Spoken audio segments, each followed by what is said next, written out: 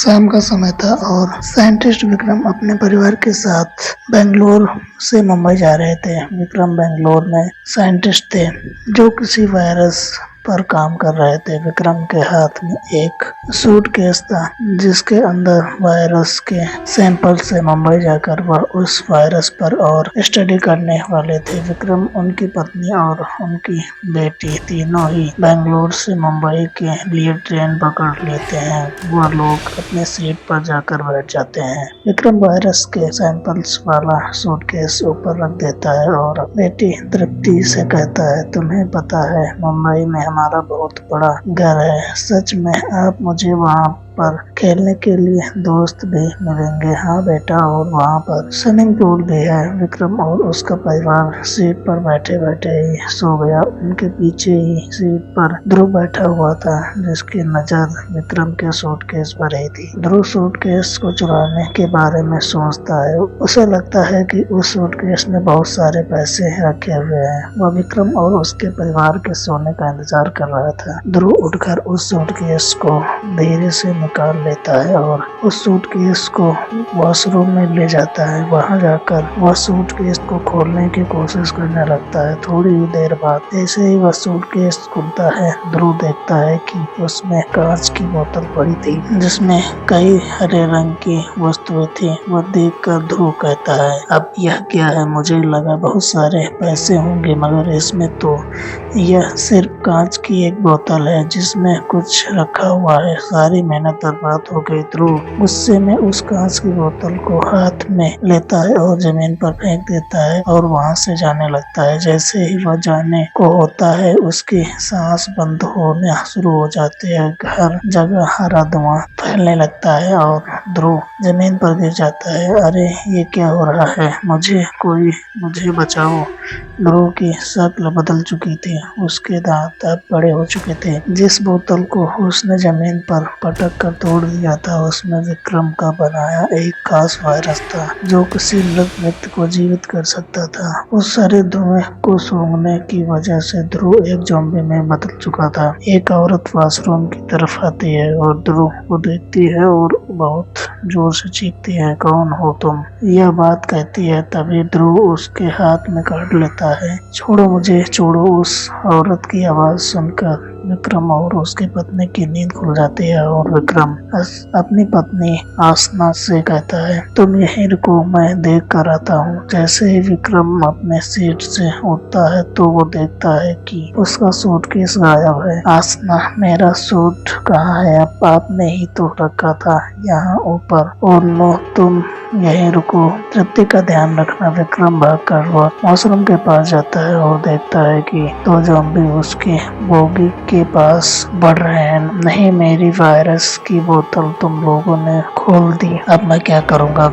विक्रम जल्द से जल्द अपनी पत्नी के पास जाता है और उससे कहता है, आसना जल्दी उठो और तृप्ति को लेकर आगे वाले बोगी में जाओ। अब क्या हुआ? आप इतने डरे हुए क्यों हो? कुछ नहीं हुआ बेटा, तुम अपनी मम्मी के साथ रहो। क्या हुआ विक्रम? मुझे बहुत डर लग रहा है। बस तृप्ति को लेकर यहाँ से जाओ क्योंकि यहाँ पर ज़ॉम्बी वायरस फैल चुका है, तो ज़ॉम्बी इसी तरफ बढ़ रहे हैं।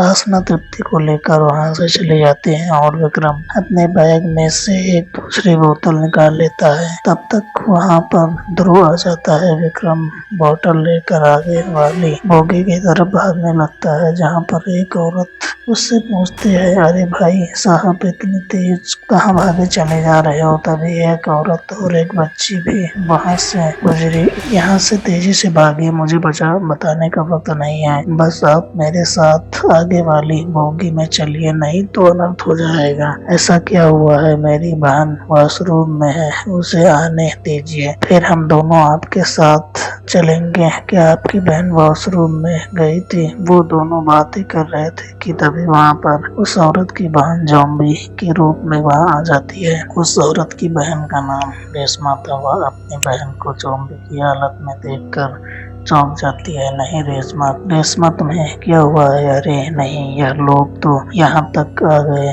मोहतरमा मेरी बात सुनिए, आपकी बहन मर चुकी है, हमें यहाँ से निकलना होगा। औरत उसके पीछे पीछे जाने लगती है और इधर रेशमा और ध्रुव उनका पीछा करने लगते हैं। ट्रेन एक सुनसान प्लेटफॉर्म से गुजर रही थी कि तभी विक्रम को एक तरकीब सोचती है। अगर इस वायरस को बढ़ने से रोकना है तो हमें किसी ऐसी जगह पर रोकना होगा जहां पर ज्यादा इंसान ना हो। वो यह समझ जाता है, इसीलिए विक्रम ट्रेन की चेन खींच देता है और वो ट्रेन उस सुनसान प्लेटफॉर्म पर रुक जाती है। ट्रेन का चालक बाहर आता है और विक्रम और उसके परिवार को साथ में देखकर, अरे यह ट्रेन किसने रोक दी? मैंने रोकी है, मेरी बात ध्यान से सुनिए। सभी लोग, मेरी सूटकेस में ज़ॉम्बी वायरस रखा हुआ था जिससे मैं मुंबई ले जा रहा था। अगर शायद उसे किसी ध्रुव नाम के बंदे ने खोल दिया, जिस वजह से अब वो ज़ॉम्बी बन गया है और उसके साथ मेरी बहन रेशमा भी ज़ॉम्बी बन गई है। अगर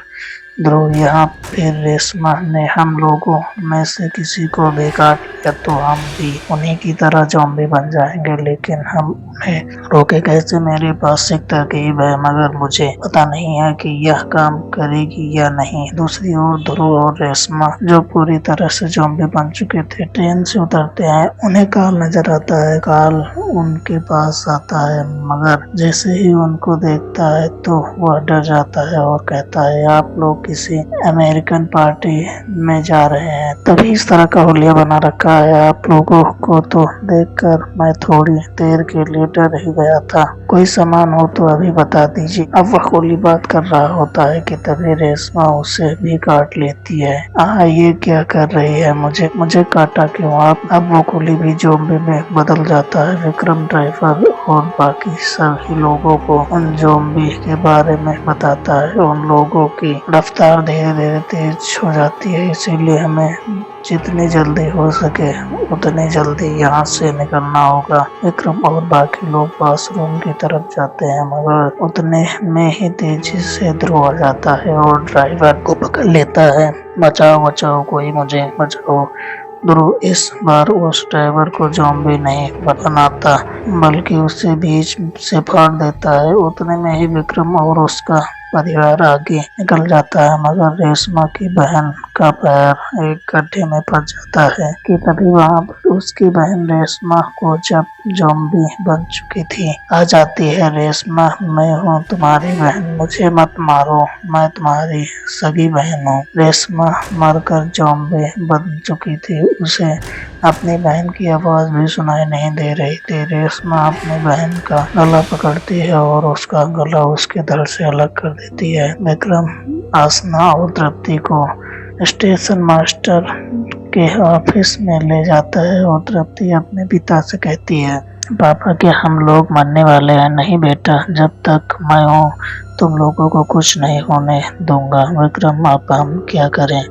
यह लोग समय के साथ ही ताकतवर होते जा रहे हैं। विक्रम के पास भी हरे केमिकल की बोतल थी।